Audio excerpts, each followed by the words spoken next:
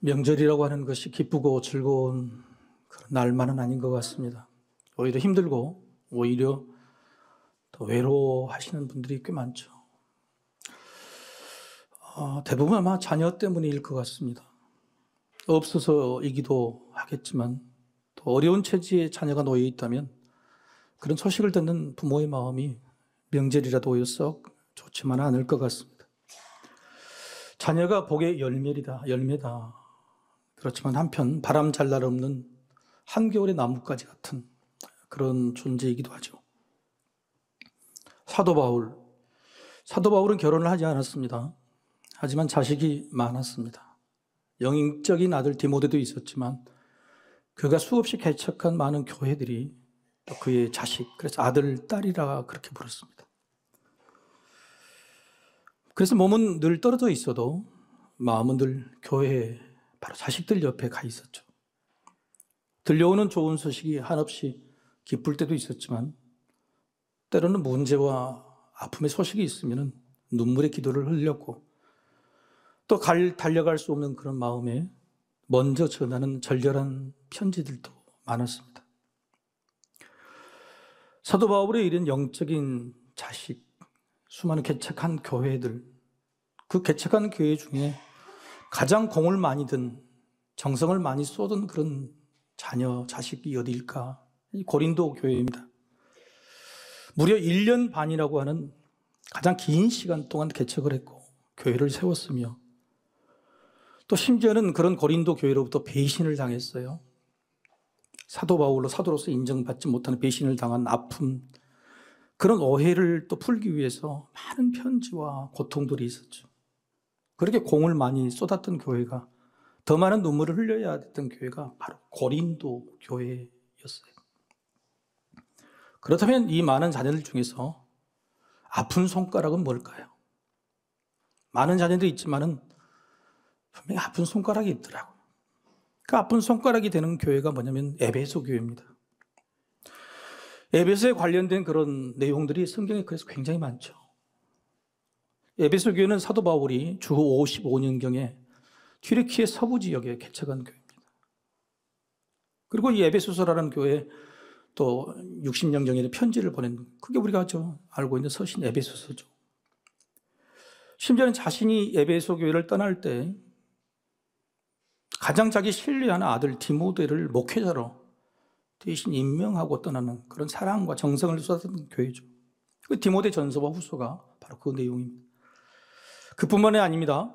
사도 바울이 순교를 당하고 하늘로 올라간 다음에 누가 왔냐면은 예수님의 제자들 중에서 가장 오래 산 사도 요한이라고 하는 제자가 바로 이 에베소 교회에 와서 죽을 때까지, 순교할 때까지 목회를 했어요.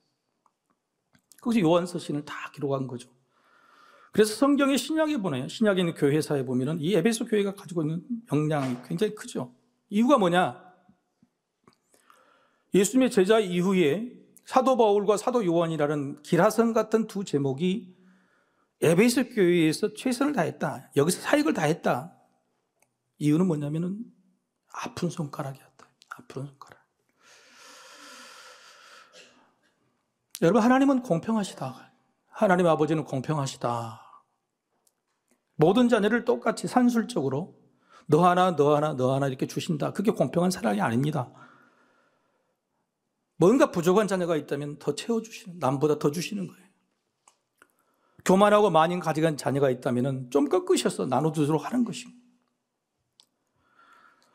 하나님의 마음의 공평이라는 것은 하나님의 자녀 중에서 아픈 손가락 같은 사람에게 더 많이 주려고 하는 그게 하나님의 마음이에요. 사도 바울과 사도 요한은 이 하나님의 마음을 안 거예요. 수없이 개척한 많은 교회 중에서 왜 에베소 교회에 가서 이 두 사도가 그토록 헌신했을까? 그 교회가 좋아서가 아니에요. 하나님의 마음속에 아픈 손가락이 있기 때문에 그렇다. 여러분, 이 세상에 아픈 손가락이 어딜까요? 거기서는 아마 중동일 겁니다. 역사 이래로 한 번도 전쟁이 멈추지 않는 중동을 화약고라고 그러죠. 화약고. 근데 이 중동이 아픈 손가락이 된 이유가 뭐냐면은 하나님 때문에 그래요. 민족의 조상, 믿음의 조상 아브라함에게 하나님께서 네 아내 사라에게서 너의 혈통을 나게 하겠다. 약속의 잔을 약속해 주셨는데 믿지 않았습니다.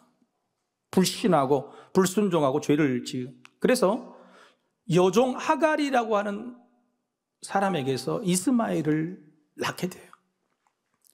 여러분, 이스마엘이 바로 죄의 열매 아닙니까? 불순종의 불신의 열매 아닙니까? 그런데 하나님이 뭐라고 하시냐면 얘를 낳아라. 심지어는 얘가 나중에 자라서 정실 부인 사라에게 구박을 받아 쫓겨납니다. 가지고 간 물이 동이 나고 떡이 다 사라진데 죽으려고 하는 그때에 하나님께서 나타나셔서 뭐라고 그러냐면 죽지 마라. 내가 너로 하여금 큰 민족을 이루어주게 하겠다. 이렇게 약속하셨어요. 여러분, 그 이스마엘이 바로 아랍 민족 이슬람 교회 시조예요. 이슬람 교를 창립한 마호멧이 자기 민족의 조상 시조로 누구를 세우냐면 이 이스마엘을 세운 거예요. 이스마엘은 죄의 열매고 불신의 열매고 불순종의 열매였지만 하나님은 그런 사람마저도 아픈 손가락이라고 여겨서 살려주시고 민족을 이루게 하셨다. 그러면 우리가 저들을 바라보는 눈이 어떤 마음이어야 되냐? 하나님의 마음속에 아픈 손가락처럼 바라보는 그 이스마엘의 자손들을 우리는 어떻게 바라보아야 될까? 여러분, 여기에 따라서 세상의 평화가 좌우되는 거예요. 사도 바울과 사도 요한은요, 에베소 교회가 그런 아픈 손가락으로 여기는 하나님의 마음을 안 거예요. 평생을 거기서 순교하고 살겠다는 겁니다. 에베소 교회가 어떤 교회냐? 소아시아 지역의 중심지였어요. 이 에베소 교회가 제가 직접 가봤는데 다른 소아시아 오늘 본문에 나온 요한계시록 7교회 나머지 교회는 형체도 없습니다. 근데 굉장히 큰 도시의 교회 건물을 아직까지 유지하고 있는 게 에베소 큰 교회란 말이에요. 이 교회가 나머지 모든 소아시아의 교회들을 먹여 살리는 거예요. 거기서 개척하고 도와주고 힘을 줘야 되는 것이에요. 그런데 문제는 뭐냐면 에베소라는 이 도시의 풍토가 너무너무 안 좋은 겁니다. 대패 문화와 우상 문화가 가득 차 있었던 것이에요. 여러분, 마치 이 에베소교회가 큰아들 같아요. 큰아들이 잘 돼야, 큰딸이 잘 돼야 자식들이, 동생들이 잘 되는 것처럼 하나님 마음에 그런 마음이었다고 하는 거예요. 오늘 본문은요, 소아시아에 있는 7개 교회에 대한 과거, 현재, 미래에 대한 예언의 말씀이에요. 특별히 빌라델비아라고 하는 교회, 그 교회 7개가 모두 하나님이 이렇게 된다고 특별히 꾸중을 많이 하셨는데 꾸중을 받지 않는 유일한 교회가 빌라델비아, 칭찬만 받은 교회가 빌라델비아 교회였어요.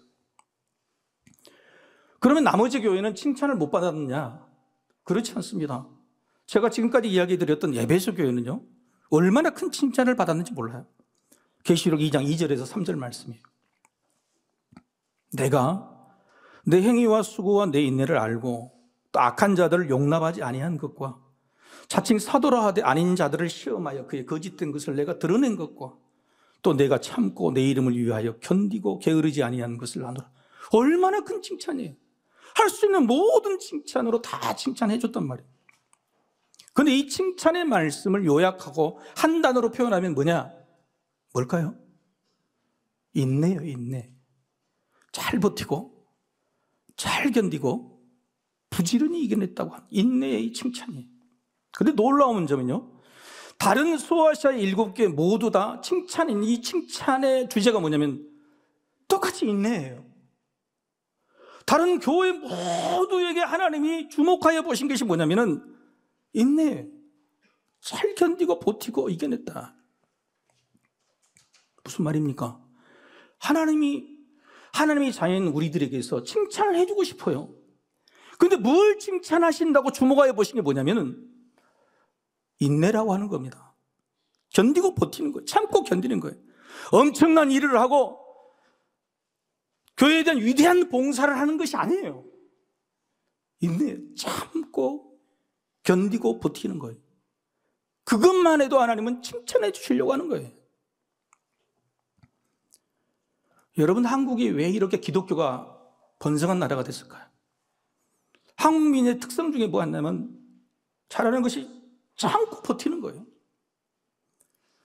여러분, 사우나의 나라라고 하는 핀란드, 노르웨이, 이 사람들이 도저히 이길 수 없는 것이 대한민국의 아줌마들이라죠. 사우나에 들어가면 24시간 동안 안 나와버려요. 한국 사람은 뜨거운 구들방에서 엉덩이가 될 때까지도 잠을 안 깨는 사람. 여러분, 우리나라의 역사가 어떤 역사냐? 참고 견디고 버티는 인내의 역사예요. 아니, 굳이 역사를 볼 필요 없이 우리 부모님의 인생을 봐요. 우리 부모님의 인생.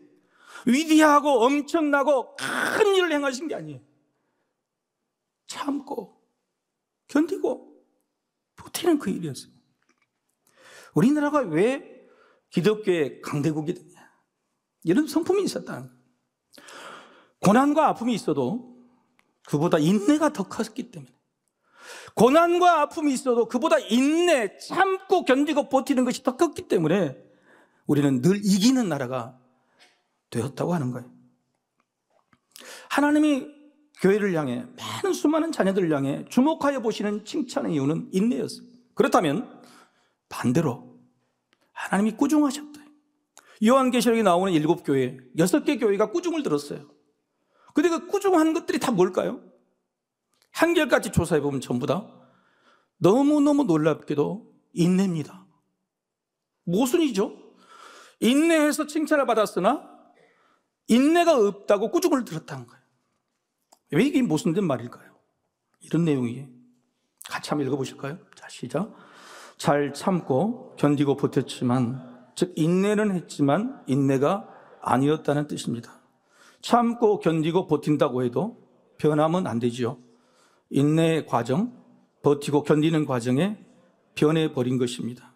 식어버리고 교만해지고 더럽혀진 거예요. 겉으로 보기에는 버텼습니다. 수천 년 동안 교회는 버텨왔죠. 지금도 살아남아 있죠. 그런데 그 속을 들여다보면 식어버리고 교만해지고 변색했다는 거예요. 더럽혀졌다는 거예요. 여러분, 이번 명절에 사과 좀 드셨나요? 여러분, 추석 사과가 맛있습니까? 설 사과가 맛있습니까? 사과 안 드셔보셨어요? 아니. 추석에는 갓단 열매잖아요. 맛있죠. 설은 보관된. 그래서 설 명절에 받은 배나 사과를 보면은 겉은 멀쩡한데 속은 푸석푸석한 게 있어요. 이게 보관을 잘못했어요. 그래서 습도가 빠져나가서 그래요. 근데 보관만 잘못했다고 푸석한 사과가 아니라요, 처음부터 열매가 만들어진 과정 속에 비가 많이 온다거나 따가운 햇빛에 열매가 맺을 때 많이 노출되면 밀도가 낮아진대요. 그래서 푸석푸석한 사과가 만들어진다고 하는 거예요. 우리 믿음에 열매가 있죠. 겉으로 보기에는 다 이렇게 예배해 드리니까 모양은 좋은 열매 같은 사과이지만 그 안에는 속은 푸석푸석해진 사과가 있다고 하는 거예요. 여러분, 우리 믿음도 푸석한 사과가 아닐까요? 오랜 세월 믿음을 지키고 인내했지만 속은 변하여 식고 교만해지고 더러워져 버린 건 아닌지, 한국교회가 믿음의 모양은 있지만 푸석푸석해져 버린 이 사과가 아닌지, 식어버리고 교만해지고 더러워진 건 아닌지 저 자신부터 돌아보게 하는 말씀이다 라고 하는 거예요. 여러분, 빌라델비아 한계도에 이런 환경이었어요. 푸석푸석해질 수밖에 없는 환경이었단 말이에요. 그런데도 유일하게 7교회 중에서 꾸중을 듣지 않는 빌라델비아 교회, 바로 그들의 변하지 않은 인내, 변하지 않는 인내의 비결이 뭔가 두 가지만 살펴보겠습니다. 첫 번째는 작은 능력에도 감사했어요. 8절 하반절이죠. 내가 네 행위를 아노니 네가 작은 능력을 가지고서도 내 말을 지키며 내 이름을 배반하지 아니하였도다. 빌라델비아 교회는요, 작은 능력, 작은 교회였어요. 여기서 능력이라는 조건인과 환경을 말합니다. 조건의 환경이 어때서 작다고 말씀하셨을까? 빌라델비아 교회는요, 가난했어요. 성도들이 가난했습니다. 오늘 본문 7절, 8절에 보면요, 칭찬을 해주세요. 빌라델비아 교회에 대해 칭찬을 해주시는데 어떤 칭찬이냐면 다윗의 창고의 문을 열어주겠다고 하셔요. 다윗의 창고의 문을 이라는 것은 영적인 능력, 그렇게 해석할 수 있지만 근본적인 배경에 의해서는 그게 아니에요. 다윗의 창고는요, 다윗의 왕궁의 내탕고를 말합니다. 다윗의 모든 재물과 재산이 다 들어있는 이 창고를 열어주겠다는 거예요. 무슨 말입니까? 네가 가난하게 살았으니 이제는 부자가 되게 해주시겠다는 거예요. 그리고 그 문이 닫히지 않을 거라고 이야기하는 거예요. 칭찬해 주시는 거예요. 여러분, 빌라델비아라고 하는 도시는요, 부자 도시였어요. 지진이 나서 도시가 무너졌는데 로마 황제가 특별하게 이 도시의 신도시 재건을 명령합니다. 그래서 도시가 새롭게 만들어지고 사람들이 이주시키기 위해서 황제의 칙령으로 엄청난 많은 지원을 해요. 그리고 먹고 살 직업, 산업을 육성하기 위해서 뭘 만드냐면 포도 농사를 짓기 위해서 포도주의 주 생산지가 됩니다. 이 빌라델비아가. 도시는 굉장히 부자였는데 교회는 가난했다. 성도는 가난했다. 여러분, 왜 그랬을까? 이 도시는 두 가지 신을 섬겼어요. 황제가 도시를 만들었기 때문에 첫 번째는 황제라는 신을 섬기도록 했어요. 황제 신전을 있었어요. 두 번째는요, 먹고 살 수 있는 바닥이 바로 포도주, 술이기 때문에 디오니소스라고 하는 술의 신을 섬겼어요. 여러분, 황제를 믿어야 줄을 서는 거 아니에요? 황제가 만든 도시에, 황제가 만든 힘의 이 영역에 황제의 줄을 잡지 않으면 어떻게 살아갈 수 있겠어요? 모든 사람이 포도주로 먹고 사는데 그 포도주를 거절한다면, 거부한다면 어떻게 살겠어요? 그런데 빌라델비아 교회 성도들은 이걸 거절해버린 거예요. 이걸 거절했어요. 가난할 수밖에 없어요. 여러분, 문화를 거절하는 게 참 어려운 일이에요. 세상에 있는 직장이나 사회에서요, 여러분, 줄을 서야 승진하고 자기 자리가 보장받을 거 아니에요. 근데 그걸 거절한다? 세상 모든 사람들이 이걸 통해서 돈을 버는데 그 돈 버는 방법이 우상이고 퇴폐라고 내가 거절한다? 거절할 수 있겠어요? 빌라델비아 교회는 이걸 거절했다는 거예요. 여러분, 특별히 동족인 유대인들이 이들 비난했어요. 유대인들, 유대교를 믿는 동족 유대인들이 이방 땅에서 같은 동족을 챙겨주는 게 아니라 교회 다니는 사람들을 손가락질했단 말이에요. 너희만 거룩한 척하지 마라. 너희만 잘난 척하지 마라. 하나님이 우리에게 먹고 살고 잘 살게 해준 것, 우리에게 벌을 주신다면 그럴 리가 없다. 이런 말을 듣고도 유혹당하지 않았다는 거예요. 그래서 유일하게 칭찬받는 백성이 됐다. 여러분, 이 시대에 우리에게도 유혹이 있어요. 근데 그 유혹 중에 어떤 유혹이 가장 클까요? 세상에서 출세하는 거, 거기에 별로 유혹 당하지 않을 겁니다. 여러분, 우리는 세상에 출세하는 거 별로 그렇게 신경 쓰는 분이 안 계시죠. 그죠? 평범하게 있는 거 주신 대로 사는 게, 그러니까 그런 세상의 출세 유혹에 별로 유혹당하지 않아요. 육신의 질고나 질병이 있다고 해도 유혹당하지 않습니다. 믿음의 유혹. 왜요? 몸이 아프면 더 하나님을 찾게 돼 있어요. 그런데 한 사람도 예외 없이 반드시 이것에 유혹당하는 게 있어요. 이 믿음에 유혹당하는 이게 뭐냐? 가난이에요, 가난. 아무리 예수를 믿어도 가난에서 벗어날 수가 없어. 수십 년 동안 교회 봉사를 해도 내 자식의 입에 들어갈 것이 없단 말이에요. 여러분, 이 가난이라는 것은요, 누구도 예외 없이 유혹거리가 되는 거예요. 그런데 빌라델비아 교회는 이것을 참아냈다. 유일하게 칭찬받을 만하지 않습니까? 여러분, 사과 이야기를 해볼까요? 여러분, 사과 박스를 열어보면 사과가 하나씩 포장이 돼 있죠? 그것은 부디 서로 닿게 해서 닿으면 썩으니까 그렇게 하는 겁니다. 그런데 사과 박스를 열어보면 꼭 썩는 게 있습니까? 없습니까? 거의 있어요. 그러면 하나만 썩었을까요? 다른 것도 썩었을까요? 여러분, 하나만 썩은 사과 박스는 없어요. 반드시 밑에를 보시면 다른 것도 다 썩어 있어요. 지킬 게 많으면요, 다 지키기 어려운 법이에요. 우리는 인생이라는 사과 바구니에 이것저것 많은 사과들 집어넣으려고 그래요. 근데 그 중에 한 개만 유혹당하고 썩으면 다 썩게 마련이에요. 인생 바구니가 망치는 겁니다. 하나님 우리에게 빌라델비아 교인들에게 말한 것처럼 너에게 가장 귀중한 사과 하나가 있으면 그 사과 하나가 뭐냐고 물으세요. 그 사과 하나만 잘 지켜도 내가 너희를 부유하게 할 것이고 너희들의 소원을 들어줄 것이고 유일하게 칭찬받는 그런 종이 될 것이라고 약속하셨네요. 우리 인생 바구니에 도대체 담고자 하는 사과가 얼마나 많은가요? 여러분이 반드시 지키고자 하는 사과 하나가 있다면 그것은 무엇인가요? 두 번째, 빌라델비아 교인들은 말씀으로 인내를 했어요. 믿음을 지켰지만 구체적으로 지킨 것이 뭘까? 8절 하반절이. 같이 한번 읽어보실까요? 자, 시작. 내 말을 지키며 내 이름을 배반하지 아니하였도다, 이거예요. 내 이름을 배반하지 아니했다는 것은 네의 믿음을 지켰다는 것인데 어떻게 해요? 내 말, 하나님의 말씀, 주님의 말씀을 지켰다는 거예요. 근데 그 주님의 말씀이 어떤 말씀이냐? 10절 초반절 이렇게 기록이 되어 있어요. 내가 나의 인내의 말씀을 지켰은지. 하나님이 주신 수많은 말씀 중에 인내하라고 하는 말씀을 지켰다는 뜻이기도 하지만 이걸 반대로 돌이키면 하나님이 주신 모든 말씀을 내가 참고 견디고 버티는 데 사용했다고 하는 거예요.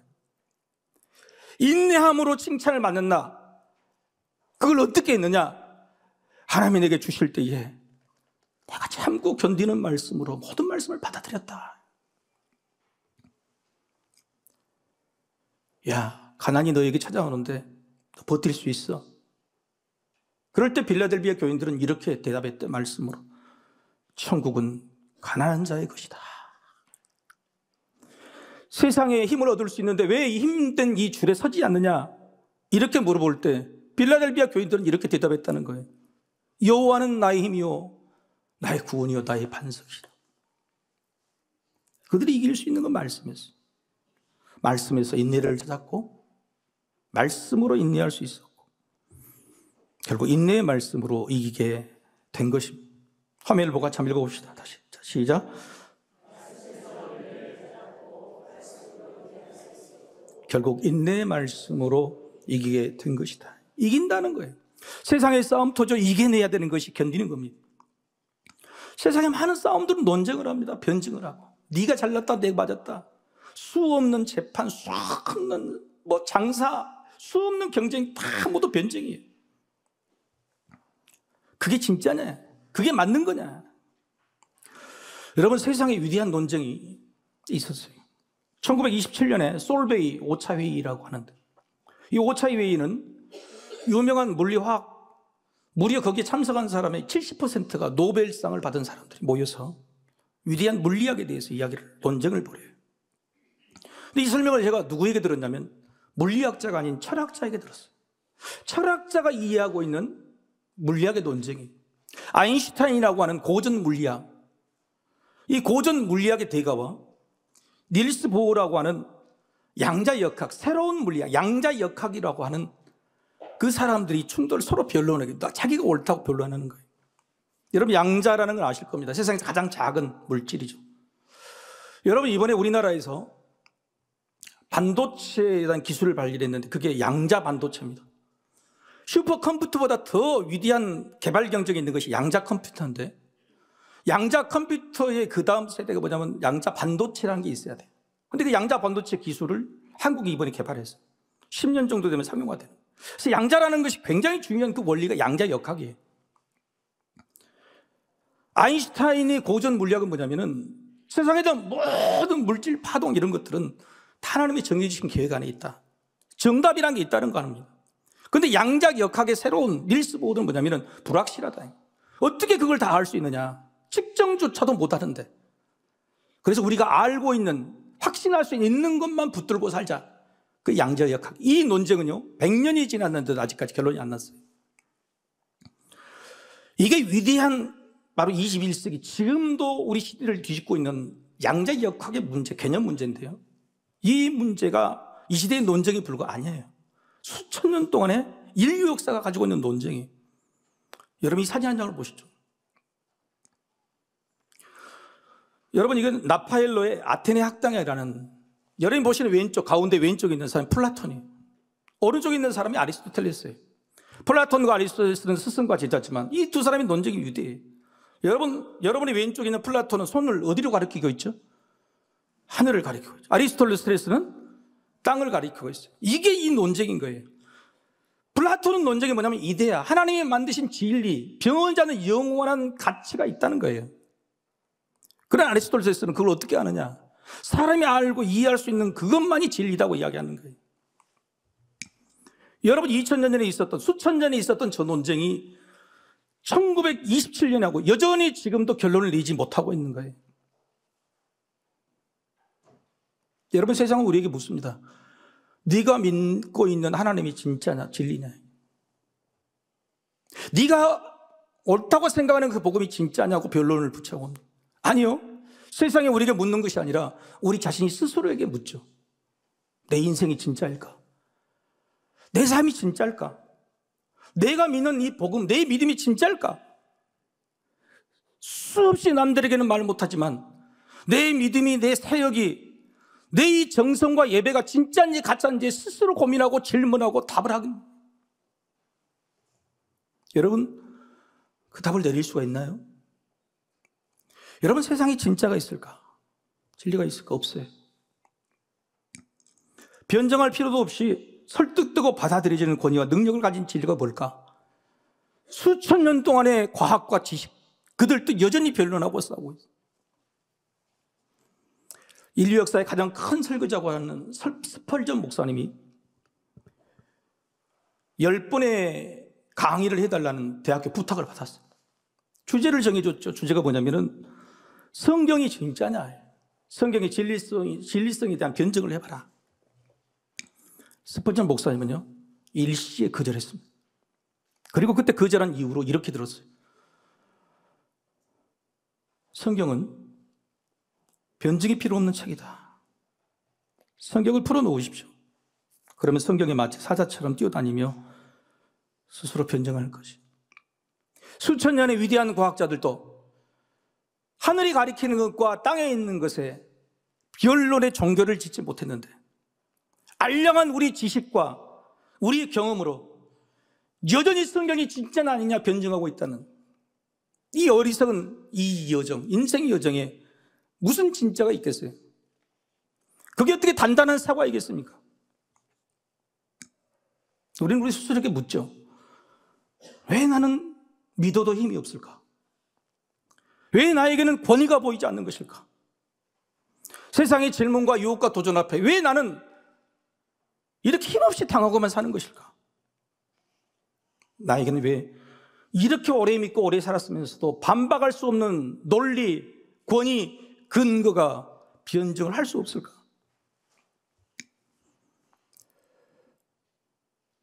우리에게는 이런 힘이 없어요. 그것은 말씀이 주는 힘이에요. 수천 년도 수만 년 동안 변하지 않는 말씀. 여러분, 질문 하나 드려볼게요. 세상이 변했습니까? 안 변했습니까? 옆에 분한테 물어보세요. 세상이 변했습니까? 안 변했습니까? 그러지 말고 그분한테 물어보세요. 당신 나에 대한 사랑이 변했어? 안 변했어? 물어보세요. 여러분, 세상은 변한 적이 없어요. 세상은 에덴 동산에 만들고 사람이 타락한 이후로요, 그때부터 지금까지 싸우고요, 그때부터 지금까지 경쟁하고요, 그때부터 지금까지 타락하고요, 그때부터 지금까지 욕심껏 사는 거예요. 세상은 변한 적이 한 번도 없습니다. 세상이 변한 것이 아니라 누가 변했냐? 내가 변한 거예요. 하나님이 우리를 세상에 이 땅에 주셨을 때에 그 순수하고 아름답고 완전하게 태어나게 하신 것, 내가 변하게 만든 겁니다. 하나님이 우리를 예수 믿게 만드셨을 때 예수를 불완전하고 못나고 열심히 노력해야 만들 수 있는 거 주신 게 아니라 완벽한 예수 복음으로 주셨어요. 그 예수 복음이 우리 안에 들어와서 변해버린 겁니다. 수천 년 동안 변하지 않는 하나님의 말씀, 진리의 말씀이 우리 안에 들어와서 변해버린 겁니다. 세상은 변한 적이 없어요. 내가 변한 거예요. 따라서 우리의 힘이 있다면 그건 뭘까요? 위대한 능력이나 엄청난 봉사나 사명이 아니라 하나님이 주신 것을 변하지 않게 만드는 거예요. 부부가 서로 사랑하고 부모와 자식 간이 서로 사랑하는 것, 가장 위대한 것은 뭐냐면은 처음에 그 사랑, 그 선포를 변하지 않고 붙드는 거예요. 변하지 않는 것, 그것이 가장 위대한 힘이에요. 변하지 않는 것, 세상에 가장 진리라고 진짜라고 말할 수 있는 유일한 변론의 증거예요. 세상은 다 하나님은 변하시지 않는다. 주님은 나에 대한 사랑이 변하지 않는다. 나도 그 사랑을 변함없이 믿는다. 이게 진리고 진짜예요. 빌라델비아 교회는 변하지 않는 이 믿음으로 두 가지 칭찬을 받게 됩니다. 12절 같이 한번 읽어보십시다. 12절. 자, 시작. 이기는 자는 내 하나님 성전에 기둥이 되게 하리니 그가 결코 다시 나가지 아니하리라. 내가 하나님의 이름과 하나님의 성 곧 하늘에서 내 하나님께로부터 내려오는 새 예루살렘의 이름과 나의 새 이름을 그 위에 기록하리라. 하나님 성전에 기둥이 된다고. 기둥이 된다. 변하지 않는 것, 그것만으로도 기둥이 된다는 거예요. 여러분 그렇게 되시길 소망합니다. 또 하나 칭찬이 있어요. 10절 말씀 같이 읽어봅시다. 시작. 내가 나의 인내의 말씀을 지켰은즉 내가 또한 너를 지켜 시험의 때를 면하게 하리니 이는 장차 온 세상에 임하여 땅에 거하는 자들을 시험할 때라. 네가 지키고 변하지 않았으니 나도 지키고 변하지 않겠다. 할렐루야. 아멘. 여러분 이번 설 명절에 덕담 많이 하셨죠? 어떤 덕담이 가장 감명이 됐습니까? 물론 덕담보다도 현금이 더 감동이 되겠지만 여러분 덕담으로 어떤 덕담이, 저는요 제 자녀들에게 이런 덕담을 하니까 제일 좋아하더라고요. 야, 이게 살 많이 빠졌다. 너무 좋아요. 우리 딸들이 너무 좋아요. 우리 어머 85세 된 우리 어머니한테 그랬어요. 이런 덕담. 어머니 어떻게 그냥 작년보다도 피부가 더 탱탱해졌네. 너무너무 좋아하시더라고요. 여러분 이게 뭘까요? 변하지 않았다. 여러분 가장 좋은 칭찬 아닌가요? 사랑하는 우리 자녀가 엄마 아빠의 믿음이 50년이 돼도 변하지 않았네. 그게 권위예요. 그게 권위. 부부간에 당신과 내가 만난 지가 30년이 됐는데 변하지 않는 사랑, 고마워. 여러분 이게 힘이에요. 이게 가장 위대한 칭찬이에요. 수없이 세상을 유혹하고 우리를 건드려도 내가 너에게 준 예수 복음, 그 말씀이 변하지 않는다. 이게 하나님 우리에게 주시는 가장 좋은 칭찬이에요. 여러분 한번 따라해 보십시다. 방부제 얼굴. 이런 걸 방부제 얼굴이라고 해요. 믿음도요 방부제 믿음이 돼야 돼요. 사랑도 방부제 사랑이 돼야 돼요. 내 인생에 스스로 대답할 수 있는 권위, 권세, 변론의 중심점은 변하지 않는 거예요. 변하지 않는 말씀을 붙들어서 변하지 않는 기둥, 변하지 않는 사랑으로 25년을 환히 밝혀가시기를 주님 이름으로 축복합니다.